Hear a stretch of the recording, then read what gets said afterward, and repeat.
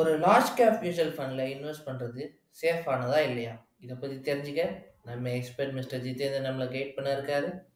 ஜிதேந்தர், நீங்க take over பண்ணலாம். Equity funds will have a up and down, but large cap fund அப்படின்னு இருக்கும்போது it is more of a volatility wise உங்களுக்கு கொஞ்சம் வந்து கம்மியாக இருக்கும் compared to your mid and small gap.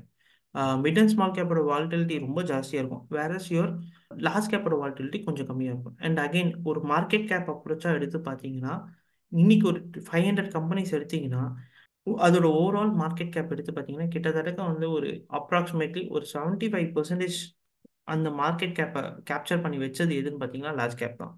So large gap தான் வந்து பார்த்தீங்கன்னா 500 கம்பெனி இருந்தால் கூட இந்த 100 கம்பெனி தான் வந்து பார்த்தீங்கன்னா 75% வந்து அது கொடுக்குது. So large cap is very என்ன சொல்கிறது, வெரி டாமினேட்டிங் பிளேயர் இந்த டாப் 500ல. But on perspective of returns பார்க்கும்போது ஆர் பெர்ஸ்பெக்டிவ் ஆஃப் வால்டிலிட்டி பார்க்கும்போது எங்கே ஜாஸ்தியாக இருக்கும் பார்த்தீங்கன்னா வால்டிலிட்டி ஜாஸ்தியாக மிட் அண்ட் ஸ்மால் கேப்பில் இருக்கும். பட் அதனால ரிட்டர்ன்ஸ் வந்து ஜாஸ்தியாக இருக்கணும்னு அவசியம் இல்லை. So again based on proper asset allocation I think returns could be in a better way. Large caps are comparatively safer சொல்லுவாங்க to mid and small cap because your volatility is slightly lesser here.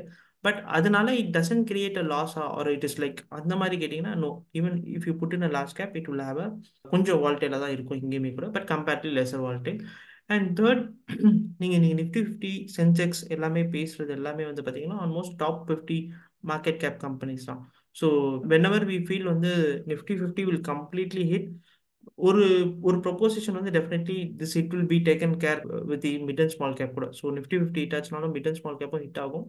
But last few years it is been in a reversal trend. But generally if Nifty 50 hits it will also get hit in very longer time ஃப்ரேமில் பார்க்கும்போது.